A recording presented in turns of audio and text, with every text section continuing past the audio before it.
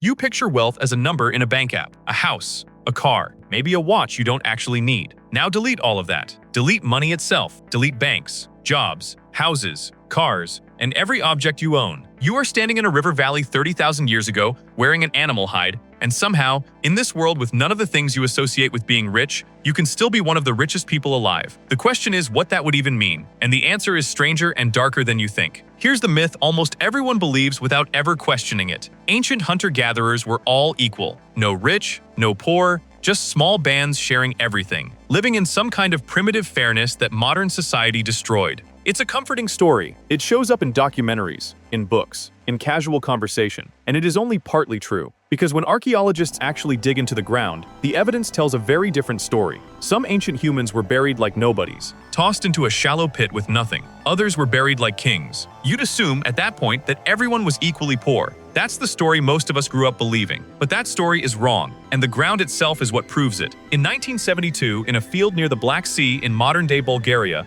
workers laying underground cables hit something hard. It turned out to be a graveyard, roughly 6,500 years old. Inside one particular grave, archaeologists found something that should not have existed yet by any normal timeline of human technology. Gold, not a few flecks. Over 990 individual gold objects, more gold than had been found combined at every other site from that era on Earth. Bracelets, a golden penis sheath, a scepter, gold sewn directly into clothing. The man in that grave, now called the Varna Man, was around 40 to 45 years old, and unlike almost every other skeleton found nearby, he showed no physical signs of hard manual labor. Think about that. While the people around him were grinding grain, hauling water, and wearing their joints down through decades of physical strain, this man's bones tell a story of someone who didn't have to. He is, as far as we know, the oldest confirmed rich person on the planet. But gold wasn't wealth everywhere. In most ancient societies, gold meant nothing at all, because value wasn't standardized. It was local, situational, and almost always tied to one brutal underlying fact.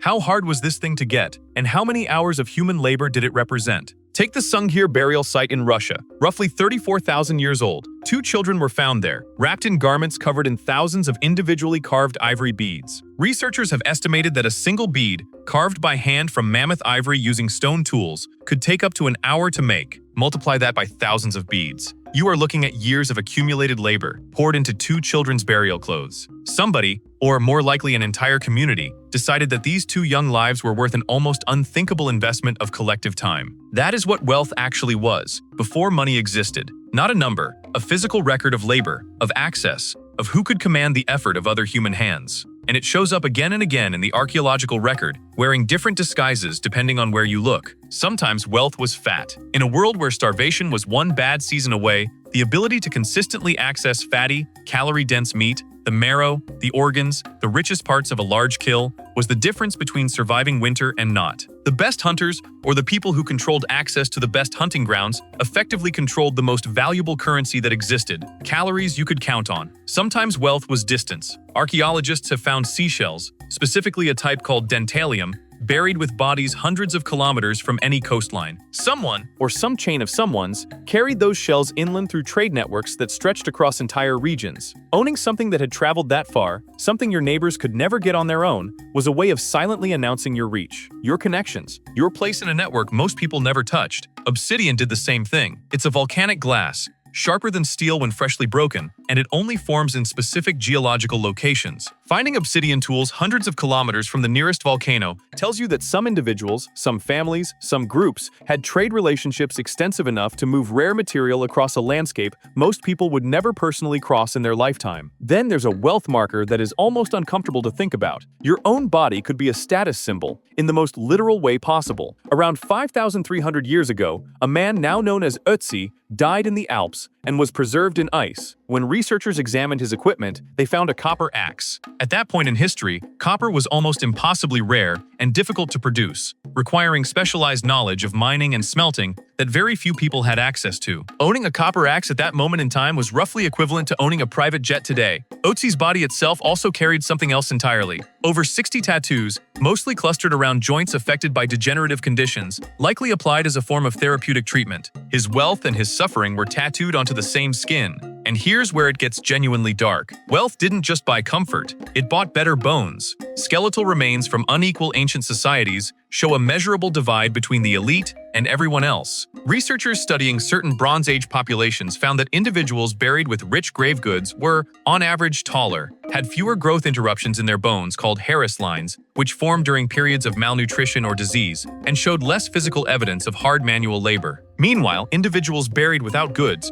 presumably the poor, showed the opposite: shorter stature, more stress markers, joints worn down by decades of grinding physical work. Being rich, even then, meant something as fundamental as your own skeleton growing differently. But maybe the most important form of ancient wealth wasn't physical at all. It was social. Anthropologists studying modern hunter-gatherer societies, which offer a window into how ancient groups likely functioned, have found that the most influential individuals in a band were often not the strongest or the most aggressive. They were the ones with the widest web of relationships, the ones other people owed favors to, the ones who could call in help from multiple other families when times got hard. In many traditional societies, a man's real wealth was measured not in objects, but in the number of people who would show up for him if he needed them. This form of wealth could not be stolen. It could not be buried in a grave. It had to be built, relationship by relationship, obligation by obligation, over an entire lifetime. And sometimes, the fastest way to build that kind of wealth was to give things away in public. In many traditional societies studied by anthropologists, from the Pacific Northwest to parts of Melanesia,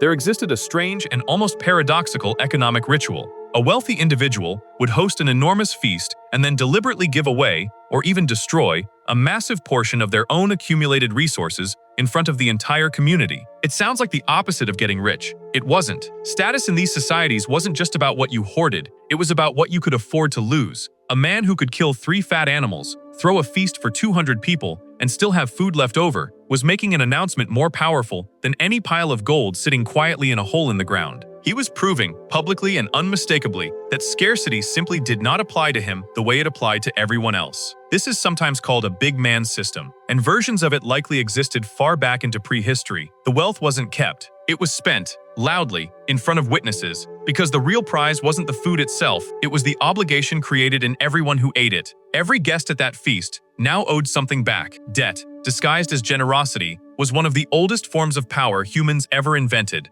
And underneath every single one of these systems, gold, beads, obsidian, feasts, alliances, there was one final, cold biological payoff that made all of it worth pursuing in the first place: children who survived. Wealthy individuals in ancient and traditional societies consistently show higher rates of surviving offspring. More reliable food access meant mothers could sustain pregnancies and nurse longer. Stronger alliance networks meant more adults available to protect and provide for a child if a parent died or fell ill. Status sometimes meant multiple wives, which directly multiplied the number of children a single man could father. In evolutionary terms, all that gold and ivory and social debt eventually cashed out as something with no modern equivalent on a balance sheet: genetic continuation. Being rich 30,000 years ago quite literally meant your bloodline was more likely to still exist today. So when you strip away the coins, the banks, and the bank apps, ancient wealth breaks down into a small number of brutal, physical truths. Access to reliable calories, access to rare materials that prove the width of your trade network, physical evidence, carved into gold, ivory,